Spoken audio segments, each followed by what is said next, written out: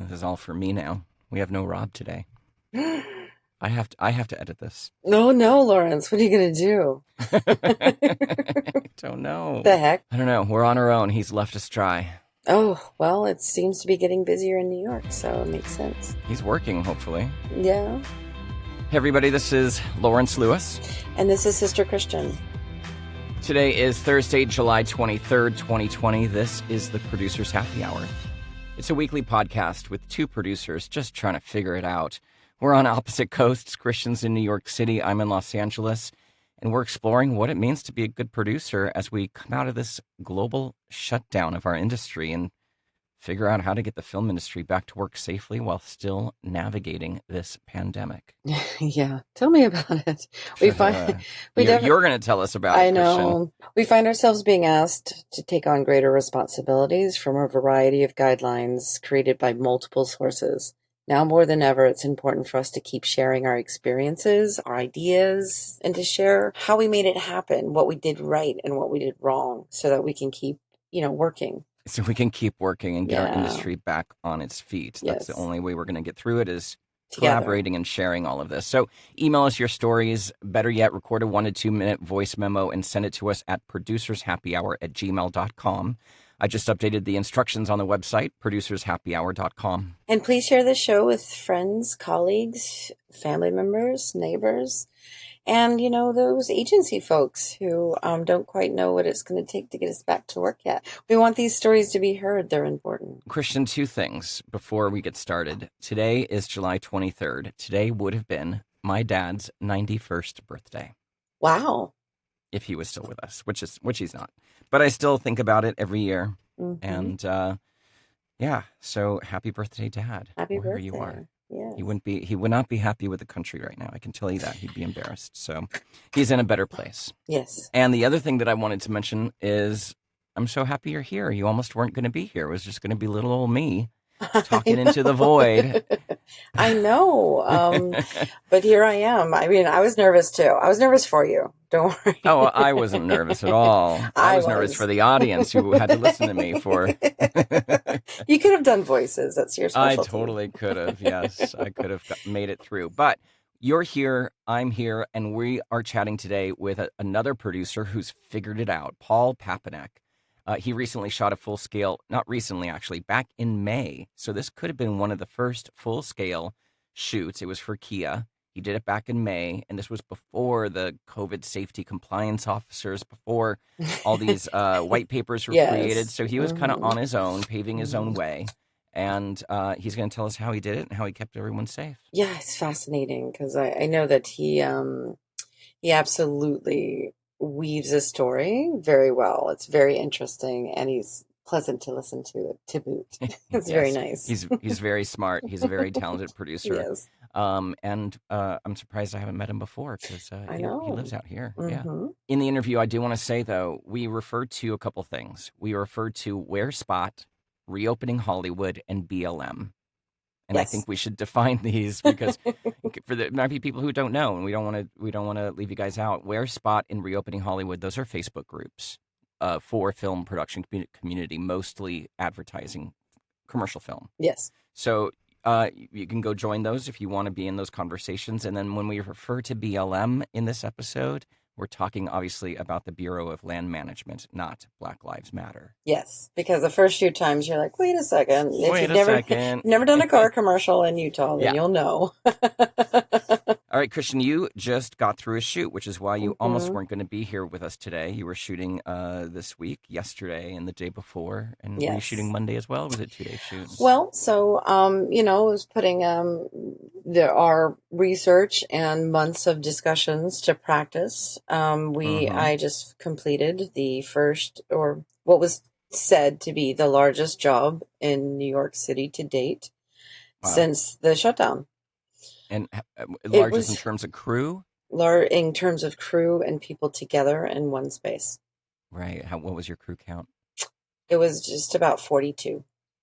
That included agency and client who attended. And talent. Uh-huh.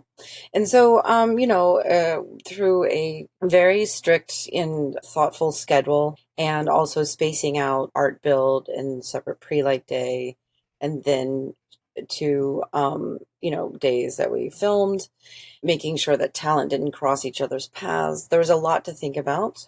We hired a COVID compliance officer. There's a lot that happened, but I can get into that. I plan on doing a case study, and I'm happy to advise anybody because I think that this is trying to set some standards so that moving forward, we all know what works, what doesn't work, and that any mistakes or learnings that I've made, somebody else doesn't have to experience firsthand. They've got a bit of a guideline of reality. That's exactly what we're talking about. This is what Paul did. He did a case study so he could share it with the Wear Spot community. And that's what we're talking about. It's about sharing information so we all have something to go on, right? Yeah, and I have to say that, so that'll all come with time. I want to, say it was much harder than I thought it was going to be. Right. I've been doing this for a very long time, and as anybody who knows me, and most of you who don't, who have been listening, I think very highly of myself and my capabilities. I think I'm a good producer, and I can tell you that this is hard. Yeah. It is, and you find yourself, no matter what you do or the precautions you have not had enough prep time because there's little things that you're finding out. And hopefully this is just in the beginning as we get started back, and it'll be widely known soon. Yeah. But then you also find yourself, working longer hours, making sure if you are having people tested, figuring out the right way to receive the information even, or we have rapid tests, but if the talent doesn't live near, there's so many different variables in this right now that you wind up working a lot harder, and you do need more prep time. For sure. Yes. Yeah. It's I was exhausting. just talking to... That's all I have to say. It's emotionally yeah. and physically and mentally exhausting. Yes. Yes. You definitely, I'm sensing your exhaustion today. You can probably see it. I may have yawned during the opening. Sorry. I think you did. It's okay. I covered for you. Yeah. My friend, a friend of the podcast as well, said the same thing. They've had to do a lot of extra legwork to put together these COVID compliance scenarios to pitch jobs to agencies. Wow. And it's so much extra work. Yes. It's so much extra work. Yes. It's maddening. I've gotten several calls at this point because it seems that New York is doing it right. We're in phase 4 right now. So everybody's coming to New York. Yeah. Because what you can do up to 50, right? Is that what I heard? You can do, for permitting purposes, they're not giving permits out for over 50 people, which means no television and no, movie. But there's always I would not permit for a stage. Right. And my stage capacity was 150 people, and the capacity is, and the guideline right now is 50% of building capacity. Oh, so okay. I could have had 75 people, right? Which I would have that would have been it for me, because box lunching, like bathrooms, like different, trying to make a circular flow so people don't go out the indoor and in the outdoor. It's like I have no idea. Like a Raspberry Beret song.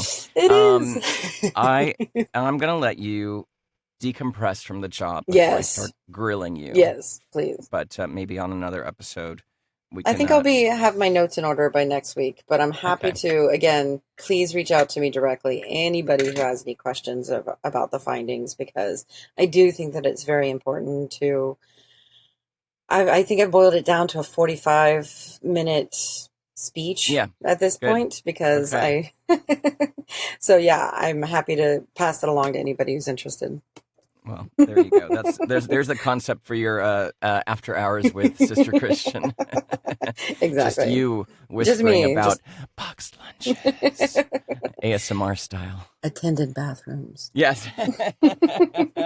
My dream came true. And I think to our last week's guest, Greg Jones, who his reason for coming on was really to show that bigger shoots, full-scale shoots can be done. They can be done safely. They are a tremendous amount of work. It's really important to show and share how the big shoots can be done safely, because the 10-person crews, they're great, and it's a great filler for what now, it is. Mm-hmm. For what it is, but it's just not going to get the industry back to work like the way we need it. And since you've brought him up, Hello, Jonesy. That was from Susan Lynn's.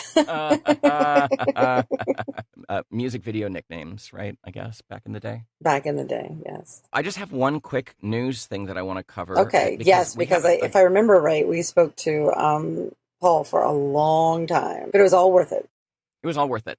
But I read this article in the Hollywood Reporter about a pair of IATSE members who are filing a class action lawsuit against the Motion Picture Health Plan because, same with PHBP, they're depositing hours into people's banked hours that allow them to qualify for health care, right? Okay. But apparently they're not really doing it all the same.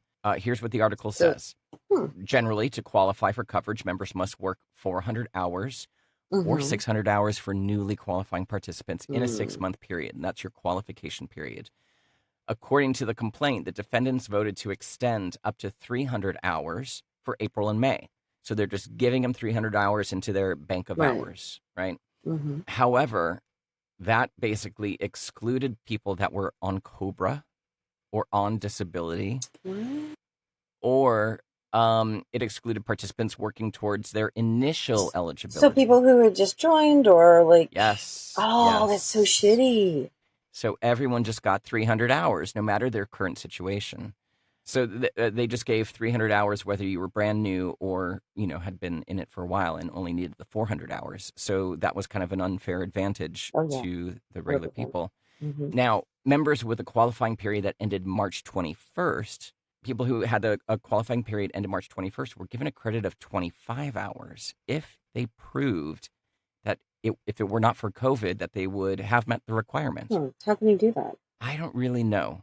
Well, I'm not maybe if they really were on sure. a show. Okay, but Maybe if yeah, they had a booking or an email that said you're booked and then canceled or something. I don't know. I shouldn't even feel put words suspected, in. but no, yeah, exactly. It But I mean, the first think is like, how can you prove that? what the article goes on to say is, in doing so, defendants applied a more onerous standard to participants whose qualifying period ended March 25th. So they had Right. a tougher time to prove that they should be getting, the health care that they deserve.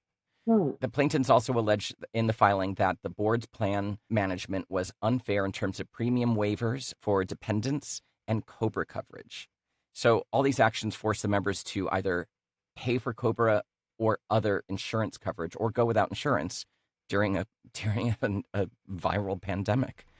That I mean, I shame on you, Nancy. I mean, like, Yeah, way to like cook the math there, or not spend any time actually helping with the problem.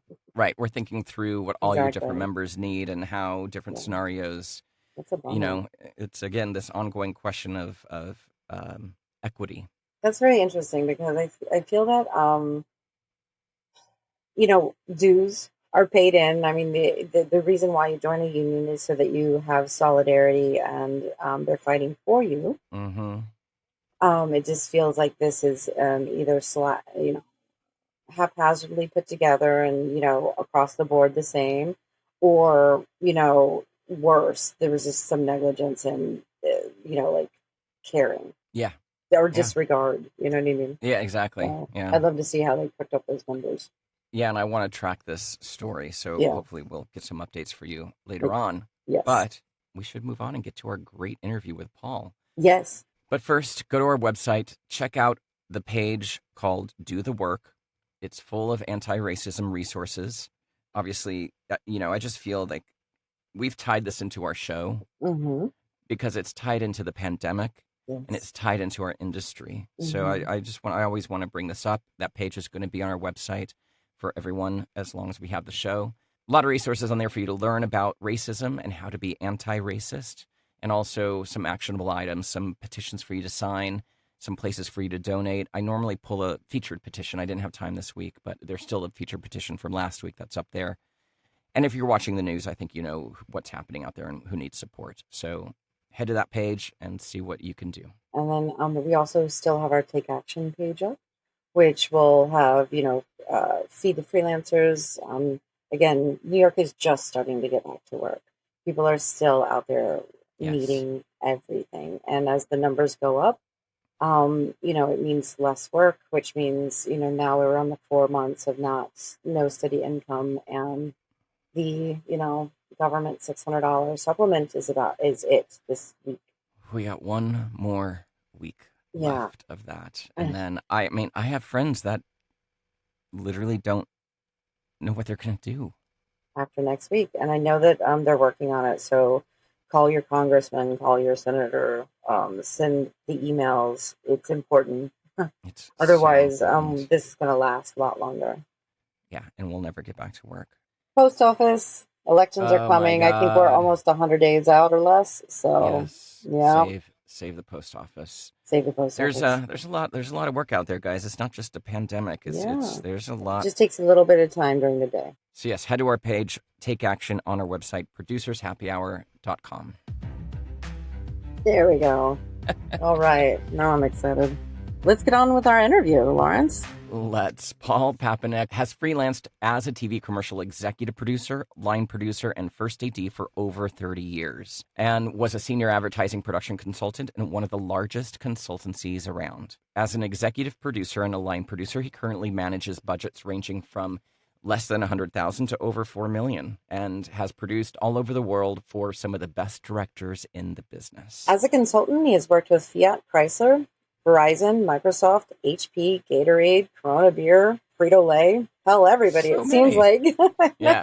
And when he did work with these corporations, he would work with multiple ad agency creatives, account directors, and production teams on a daily basis. Over 3 decades of production experience coupled with consulting gives him a very unique skill set. I will say, when we did this interview, Christian, you were on stage, so the audio's not that great, but If I remember correctly, it was also about 100 degrees in the room. it was 100 degrees in your room. We were making you sweat it out. Yes. Exactly. So apologies for that, but let's take a listen. Thank you so much for joining us today, Paul. I would first like to start off by asking, how are you? How's your family? Are you in LA? Am I right on that? Yes, we're in sunny LA and we are fine. Thank you for asking. And I would ask the same thing of both of you. Yeah, we're okay. What part of LA, if you would like to tell us? The West Adams area, if you're familiar with Oh. LA, historic West Adams. Oh, nice. Absolutely. And there was a shoot right around the corner from our house the other day. A Really? commercial shoot. Oh. Did you go over there? Did you get breakfast? I didn't, but we have a very active homeowners association and I'm the film liaison. So there you go. Wow. So I was very involved in what they were doing leading up to the shoot, but I sure didn't see a need to go over there. So if anybody wants to shoot in the West Adams area, they need to check in with you?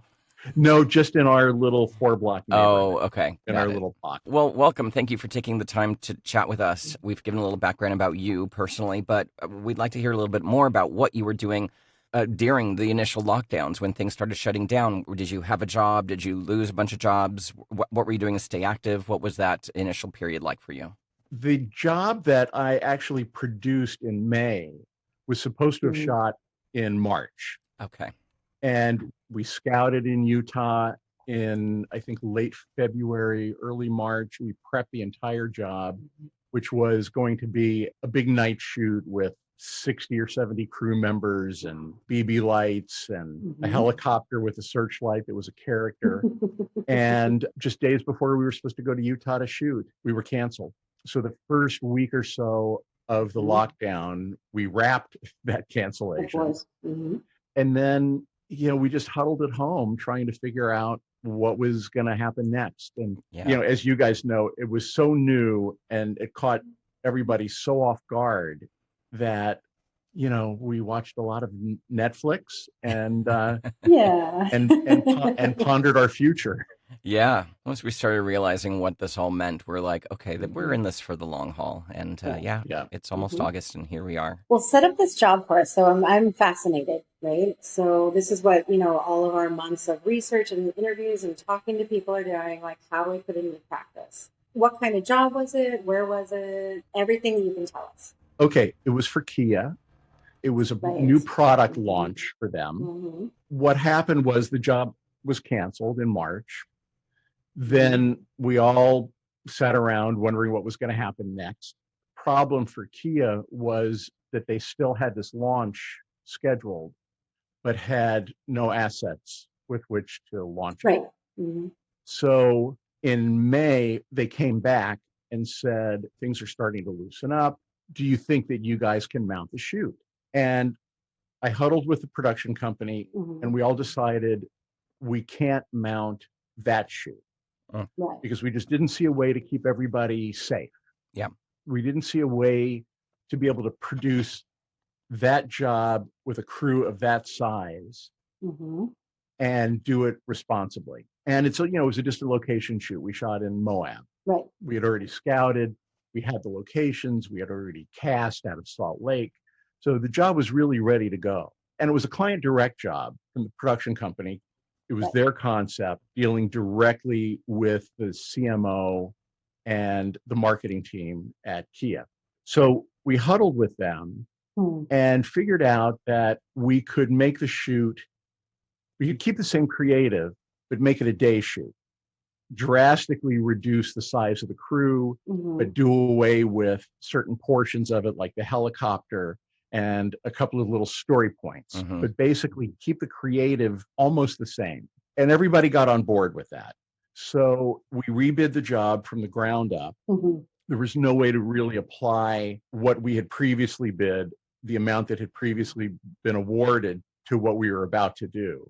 Mm-hmm. And the big unknown for us was, what are we going to do about COVID?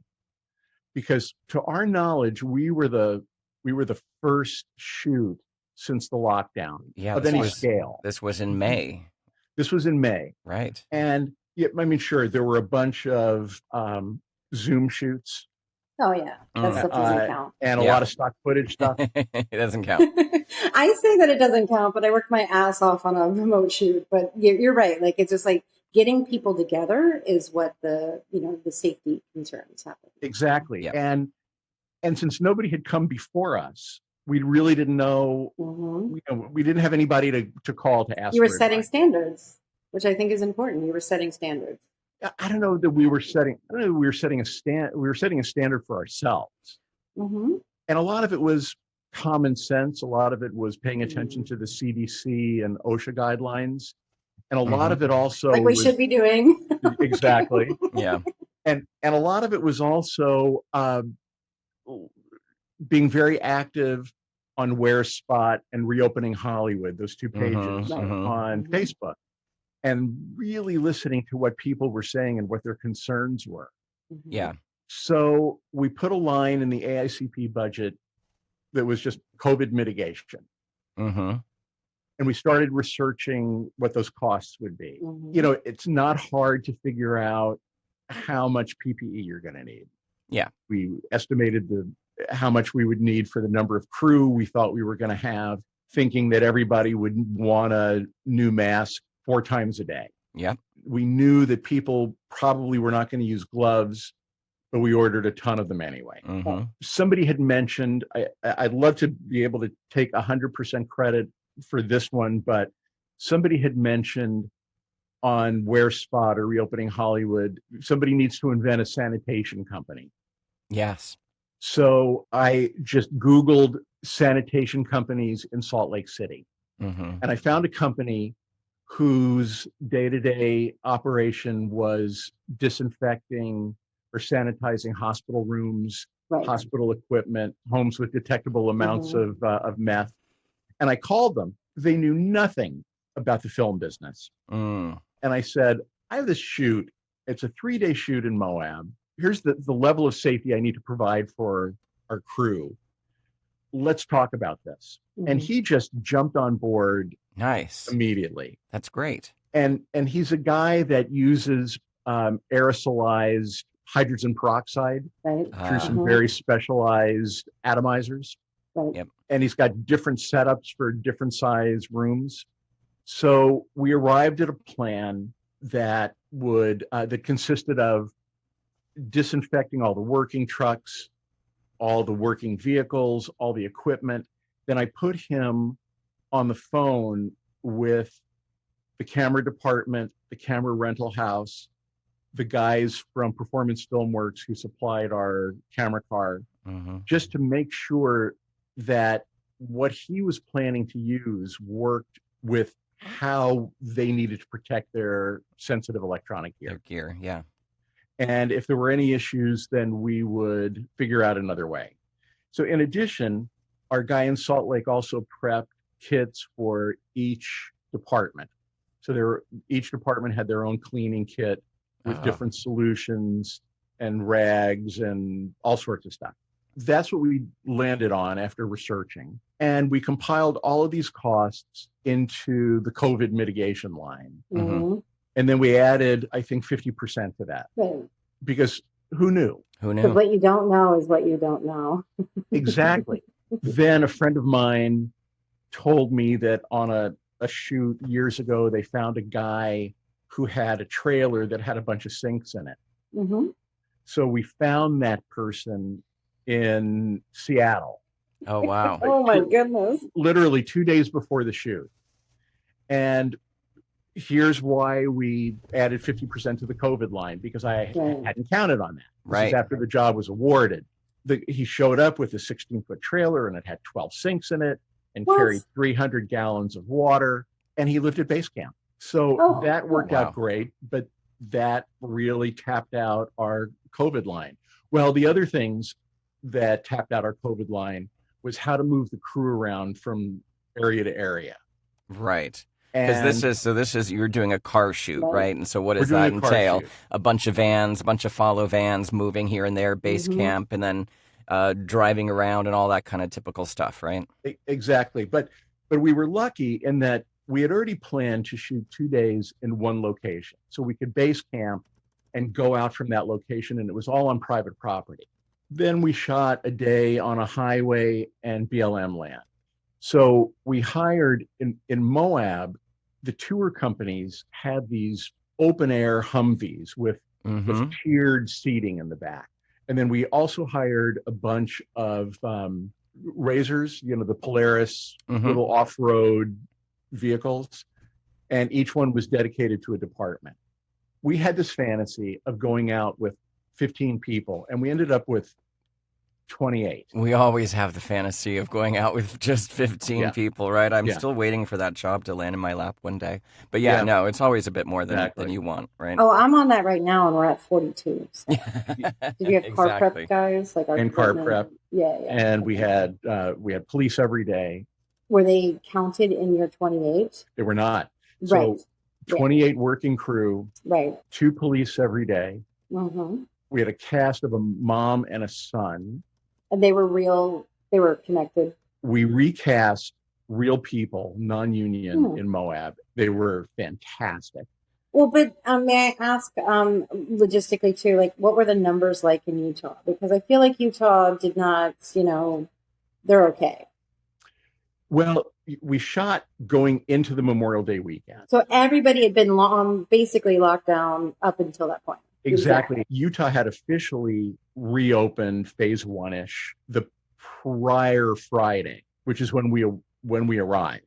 So Utah's numbers were not that bad, and we interfaced at all times with all the various film authorities and BLM, and everybody knew what we were doing the entire time, and everybody was hyper aware of what our safety protocols were. Which is really amazing because doing this in May, you're on the forefront. You were really kind of figuring it out without many examples before you to draw from. So hats off to you. It looks like you did an amazing job, and you put together this beautiful case study deck and put all your learnings in there and shared it with the Wear Spot community, which is very generous. Well, I couldn't. We actually thought about it. The production company and I thought about that from the very beginning. Our goal was at the end of the shoot to do a case study. I love that. That's great. Because we were the first, and it just didn't make any sense for us to not share it out. Mm-hmm. Yeah. I love that. If there was any hope that by doing that we could help people get back to work or see a light at the end of the tunnel, Yep. that was our goal. That's great. And I mean, sharing information, that's why Christian and I started this podcast in the first place. And this was all before COVID hit. And then it became about sharing information about what's happening with the industry during this crazy time. And now it's turning to sharing how we can go back to work safely, because this thing is not going to go away anytime soon. We're going to have to figure out how to get our industry back on its feet and how to be able to do it safely. So thank you for sharing all this information with us. Oh, absolutely. Did you consult any health officials? Did you speak to your insurance company? Was there any of those conversations about really how to make sure from a liability standpoint you had the right people on board to help guide you through this and be safe? Well, sure. The insurance company was really not that helpful. Yeah. Right. Go And figure. they're still not, just so you know, they're still not. Yeah, that's not gonna change. Everybody's policies are renewing with contagious disease exclusions. Yeah. So they'll still offer production insurance. Yeah. But I think the question as to who will cover a cost, a delay or postponement or cancellation cost due to somebody becoming ill, still has not been determined. So my advice to production companies is be very clear about this and write it into your production contract with either the agency or the client, because it needs to be spelled out ahead of time. And good faith is not.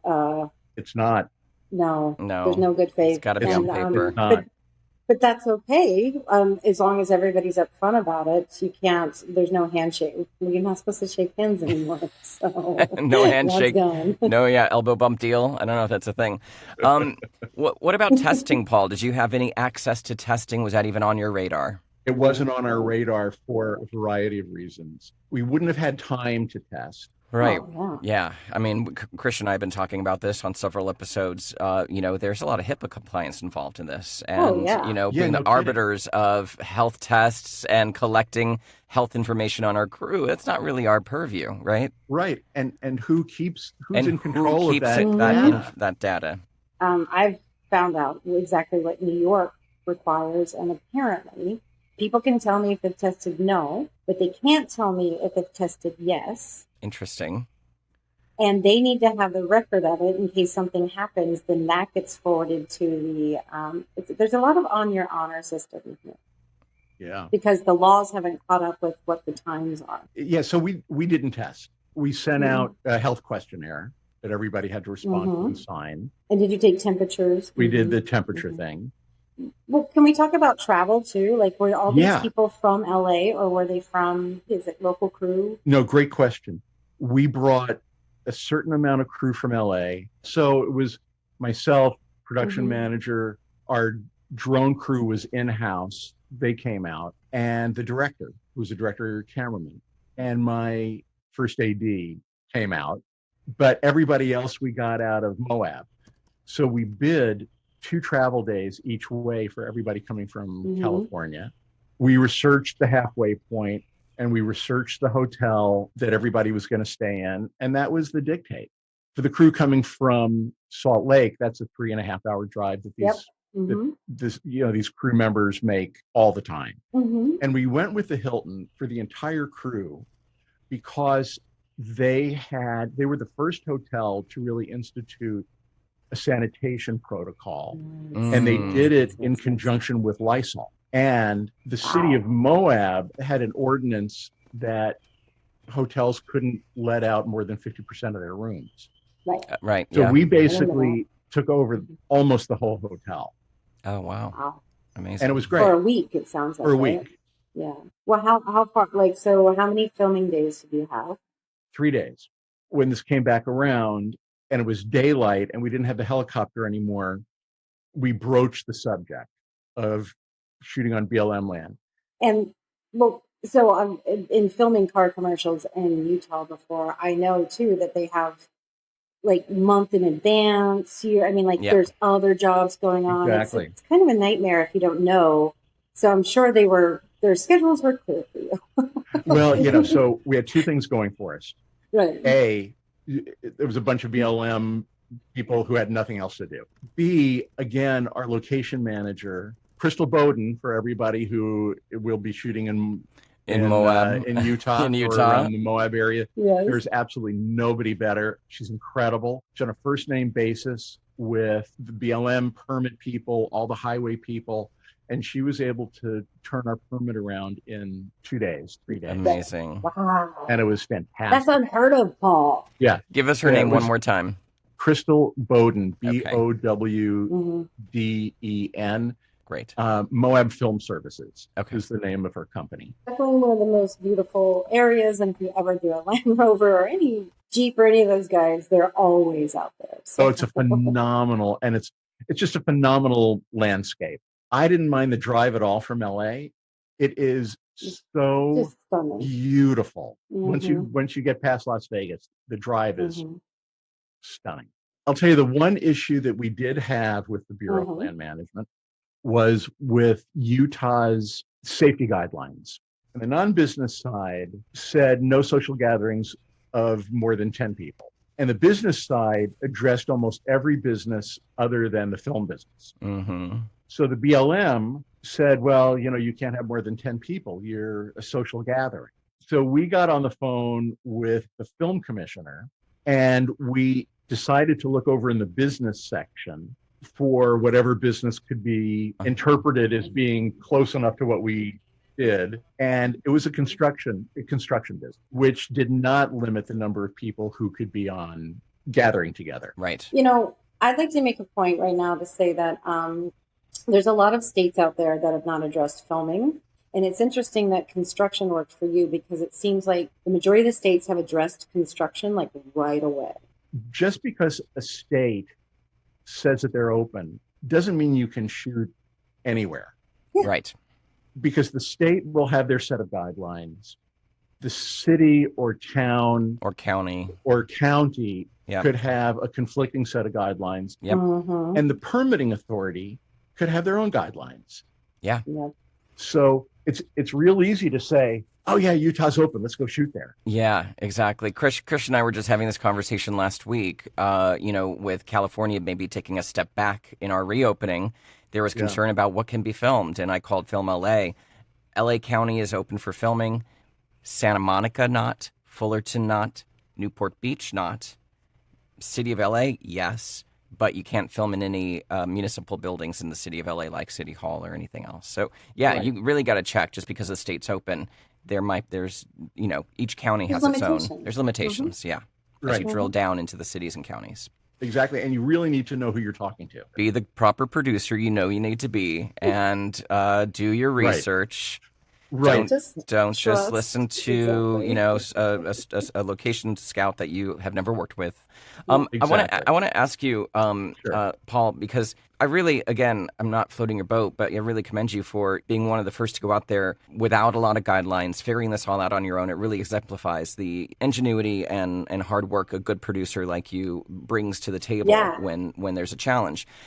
What did you not think about? What surprised you? What did you miss? Really great question. For instance, craft service. Yes. So one of the things leading up to this, everybody was talking about was, okay, that's the end of craft, craft service. Yeah. Everything's going to be prepackaged.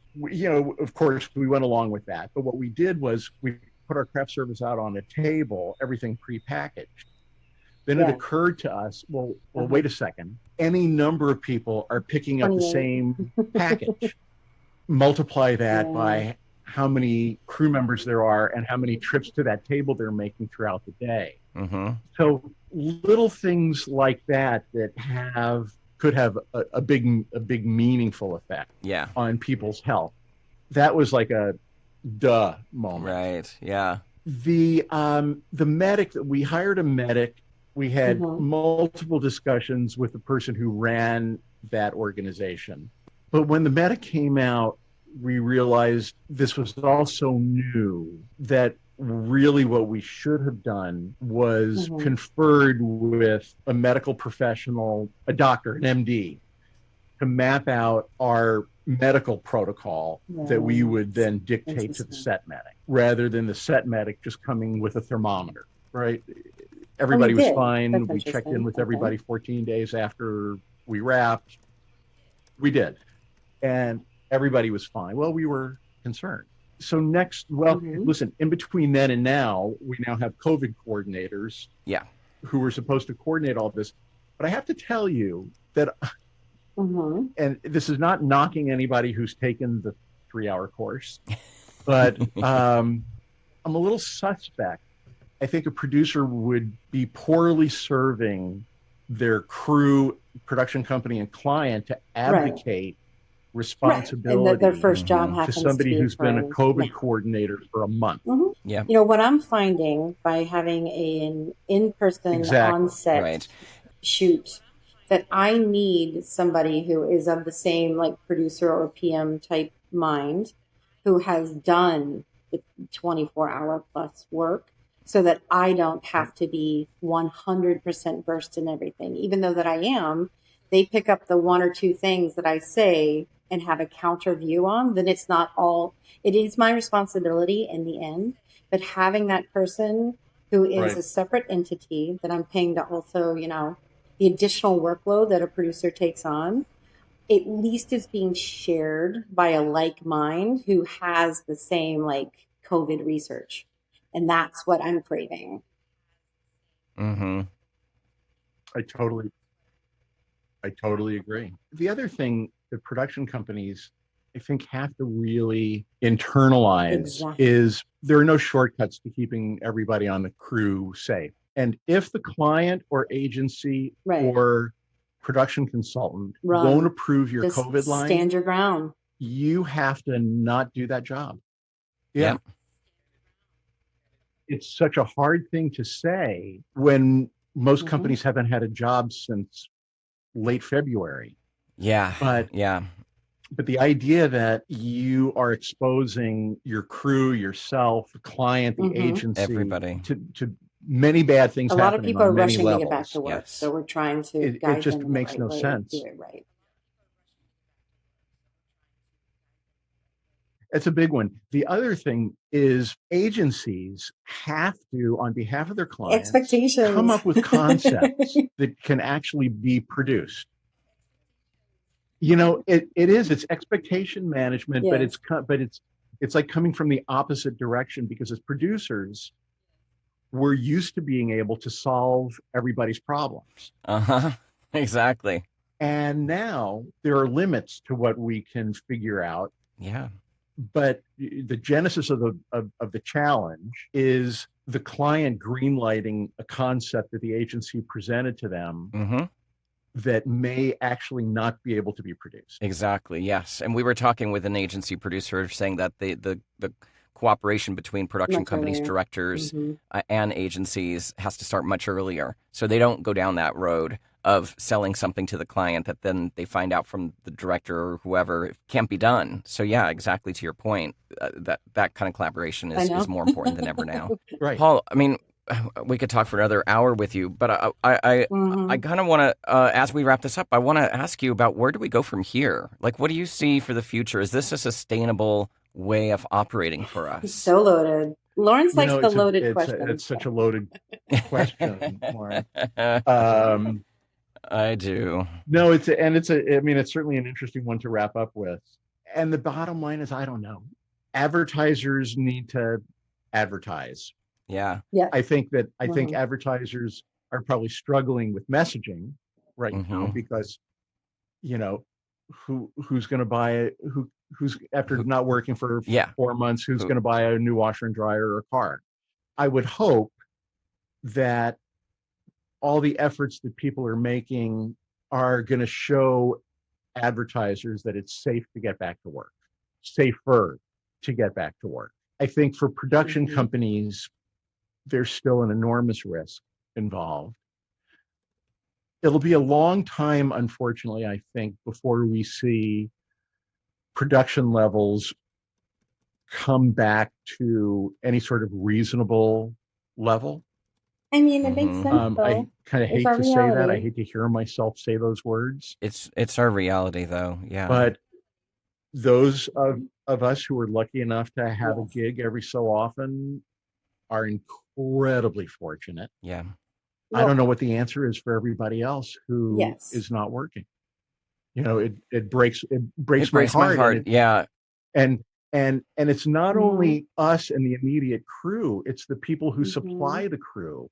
It's the people who sell the food to the caterers. Absolutely. The whole It's the dry system. cleaners who clean the wardrobe. It's thinking about it as a bigger picture. It really makes you become aware of how deeply rooted this is in our community. Paul, thank you so much for this chat. This was great. A lot of insight. Well, thank you guys for great work. thinking of me. And our music was composed by Kyle Artwork and Puccio. logo design by Christopher Daniels. Thanks everybody for listening. We are back Wash next your hands. week. Don't touch your face. Until then, stay safe, Clean your stay disgusting connected, phone, and stay active. And do your part and wear a mask every single time you leave the house. Not down around your chin, not up above your nose, not on your head. Wear it properly. It helps.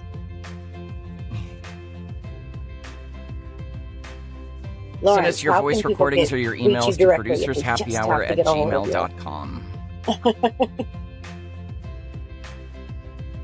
Oh my God, they do. Immediately. 2 websites, lawrencetLewis.com, or for voiceover work, which is keeping me afloat right now, voiceoflawrence.com.